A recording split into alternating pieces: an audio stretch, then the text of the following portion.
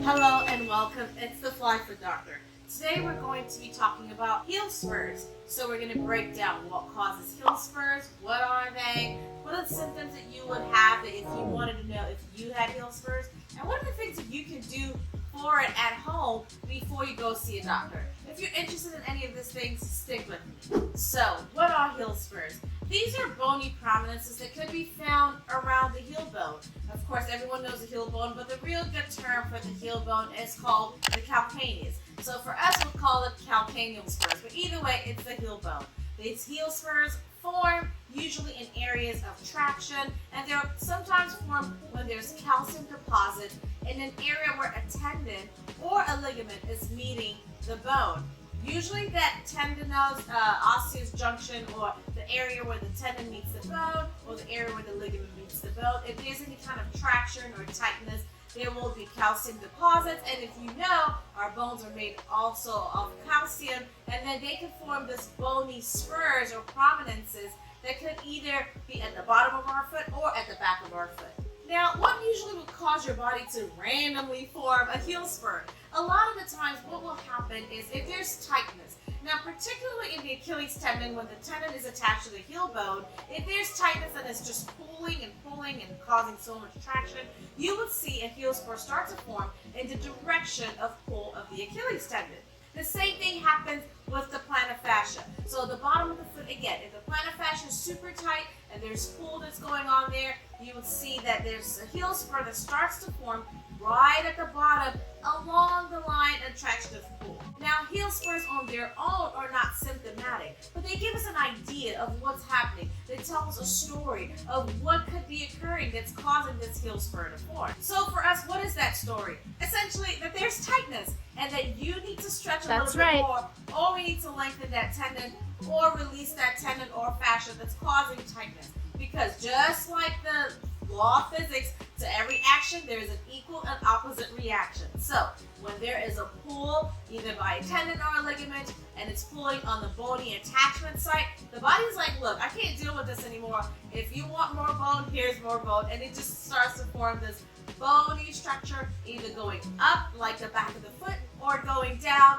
like the plantar fascia. So depending on where the heel spur is, if it's at the back of the foot, sometimes you could have what they call a retrocalcaneal bursitis, because then that irritates the bursa in that area. It could also cause Achilles tendonitis because it's now irritating the Achilles tendon that's attached to the heel spur in the back of the foot. If it is in the bottom of the foot, a lot of the time patients will then have plantar fasciitis, which again is inflammation of the plantar fascia attached to the bottom of the foot. Now, what are some of the symptoms that you would have with any of these? A lot of the times patients will complain of pain first thing in the morning. They're sleeping and they get up to take that first few steps and it feels like they have a hot sharp needle stabbing at the bottom of their foot or at the back of their foot. That is usually pathognomonic for plantar fasciitis, and you would sometimes even have that with Achilles tendonitis. For plantar fasciitis, the name that they call that is post-kinetic dyskinesia.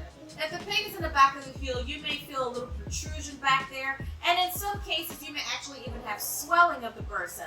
That bursa could fill with fluid when it's inflamed. It may be warm, it will be tender to touch. You won't be able to wear your slingback shoes or your dress shoes if you're going to work, and for men, things like that. That may be some of the things that you may have as a symptom that's causing that.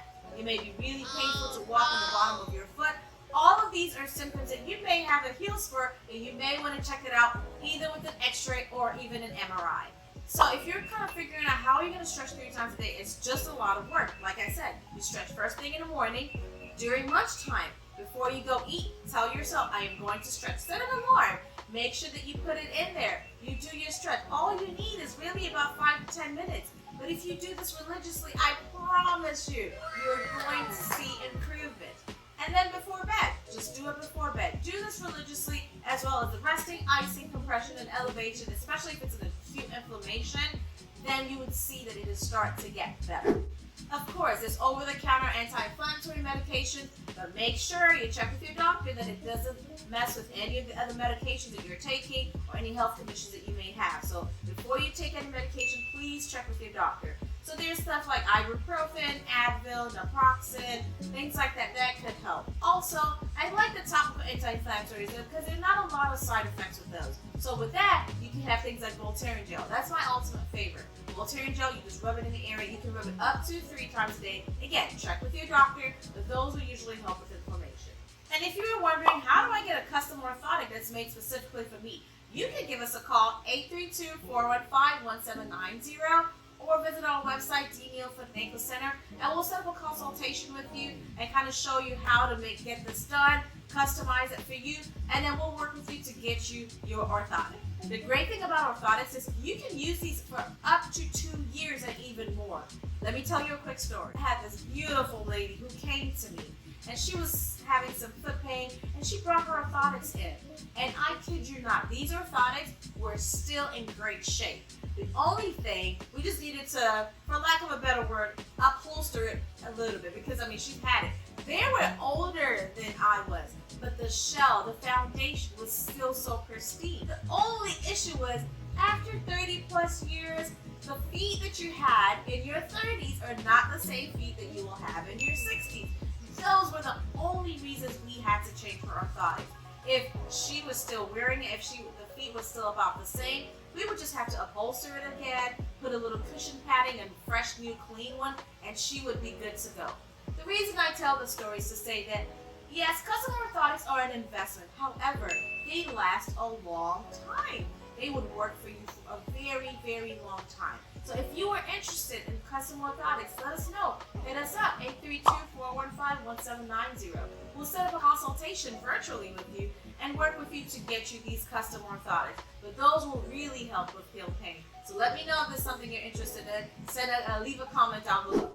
So, what myth have you heard about heel spurs? I would love to hear them down below because I have lots of people who would see me and come up to me and be like, hey, I have heel spurs. Is there something you can do about it? So I would love to hear what myth that you've heard about heel spurs. Leave the comments down below and let us know what things that you've heard about heel spurs and heel pain and stuff like that.